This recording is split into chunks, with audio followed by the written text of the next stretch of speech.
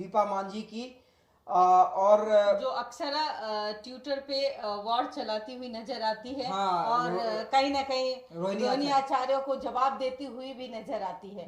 और यही से आकलन हो चुका था कि अब उनकी राजनीति में एंट्री होने जा रही है। वो एंट्री सफल रही और वो एंट्री जीत की और अग्रसर हो चुकी है। और सही बात, अब वो जवाब देने के लिए मुड़ पे तब आएगी जब शीतकाल। देखिए 72,176 वोट मनोरमा देवी को आया है। 72,176 बहुत बड़ा आंकड़ा है। और 51,210 विश्वनाथ यादव को, यानी कहीं ना कहीं 21,000 बहुत एक लंबा छलांग जिसे कहते हैं दीपा मांझी की और जीत के प्रति। आप देखिए कि वोटिंग का जो मनोरमा देवी वोटिंग का जो आंकड़ा है उससे पता चल जाता है कि कहाँ जीत। मोहम्मद जो है जनसुराज के, उन्हें 17,047 वोट आया। तो भी तो अगर देखा जाए कि अगर 17,000 ही वोटे काटा भी है तो लेकिन फिर भी जो जीत का जो मार्जिन है वो जीत इधर ही आती है। कम वोटों से एनडीए को ही मिलती है। लेकिन उसका मार्जिन कम होता है। ये मार्जिन बढ़ा है तो कहीं ना कहीं वो जो 17,000 वोट है जो प्रशांत किशोर के उम्मीदवार को मिले हैं उसका नतीजा है। बिल्कुल बिल्कुल। तो हम एक एक करके और देखिए विशाल प्रशांत को कितने वोट मिले हैं, 78,574। देखिए सबसे ज्यादा यहाँ पे मनोरमा देवी से भी ज्यादा 78,564 जी। और वहीं पे जो राजू यादव है उन्हें भी कम वोट नहीं मिले हैं, 68,057 वोट मिले हैं। बिल्कुल। और यहाँ पे जनसुराज को काफी कम वोट मिले हैं। किरण सिंह जो उनकी उम्मीदवार थी 5,592 जी। तो यहाँ पे देखिए जो लड़ाई थी माले और बीजेपी के बीच में थी और कहीं ना कहीं 10,000 से ज्यादा मार्जिन से 10,557 वोट 7 वोट से विशाल प्रशांत की जीत हुई है। देखिए आप बात करें झारखंड की, अगर बात करती हूँ मैं तो हेमंत सोरेन की पत्नी पीछे चल रही है जी। और उनका पीछे का रीजन भी हो सकता है। देखिए फ्रस्ट्रेशन भी तो होता है ना कि हमारी सरकार बनेगी तो भाई हम बोलते हैं ना कि घर का मुखिया पहला खाना नहीं खाता है। तो हेलो जी, है क्या? थोड़ा बात करवाइए ना, एक लाइव में फोन लेना है।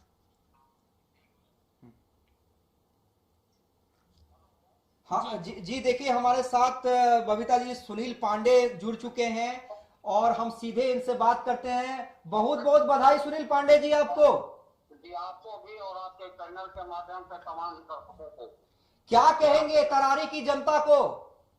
ये तरारी की जनता की जीत है और जनता यहाँ चुनाव की थी जी और जनता जीत हासिल की है। तरारी का विकास होगा। 9 बरस जी जो खड़ा हुआ क्षेत्र है वो 9 महीने में हम करके दिखाएंगे। 10 साल का किला आपने ध्वस्त करवा दिया, क्या कहेंगे? अपनी जनता को क्या संबोधित करेंगे कि 10 साल का किला जो इंडिया का हम पूरे बिहार से का किला उखाड़ के फेंक देंगे। पूरे बिहार से किला उखाड़ के फेंक देंगे सुनील पांडे जी? मतलब उपचुनाव 2025 में जी भारी बहुमत से एनडीए की सरकार बनेगी जी और विपक्ष का सफाया होगा। लेकिन सुनील पांडे जी क्या लगता है, क्या फैक्टर काम किया? क्या सुनील पांडे का नाम काम किया? विशाल प्रशांत युवा चेहरा थे, नया चेहरा थे, उनका वहाँ की जनता का जो है मूड मिजाज सीधा सीधी था जी। इस बार जो है किसी भी कीमत पर इंडी गठबंधन की तरफ देखना भी नहीं जी। तो अच्छा जो मैं तो आपके साथ था सुनील पांडे जी, मैंने पूरा एक दिन आपके साथ घूमा था। मुझे ये बताइए जो जनता से आपने वादे किए थे, जो शिकायतें थी, क्या सुनील पांडे और उनके बेटे की तरफ से तमाम शिकायतें दूर कर दी जाएंगी 9 महीने में? 9 महीने में हम ये करके दिखाएंगे जो 9 वर्ष में नहीं हो सका। जी सरकार हमारी है और सरकार से हमको भरपूर सहयोग मिलेगा और क्षेत्र की जनता का विकास करके इस बार हम दिखाएंगे। क्या लगता है कि 25 में फिर जब आप 9 महीने के बाद खड़े होंगे ऐसी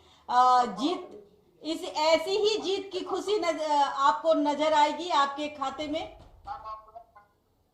मेरा अपना मानना है कि 2025 में हमारी कोई लड़ाई ही नहीं रहेगी। 2025 में भारी बहुमत से एनडीए की सरकार बनेगी और बिहार की जनता का विकास सद्भाव कायम रहेगा। यही हम लोगों की आकांक्षा। और सुनील पांडे जी, एक आखिरी कमेंट, तरारी के साथ साथ एनडीए का जलवा बेलागंज में भी दिखा है, इमामगंज में भी दिखा है, रामगढ़ में भी दिखा है, तो क्या कहेंगे बाकी सीटों पे? बिहार की जनता ने मन बना लिया है कि इंडी गठबंधन को हम लोग पसंद नहीं करेंगे, एनडीए की सरकार रहे। चलिए, बहुत बहुत धन्यवाद हमसे बातचीत करने के लिए और आपको बहुत बहुत बधाई। आपको भी बहुत बहुत धन्यवाद। तो देखिए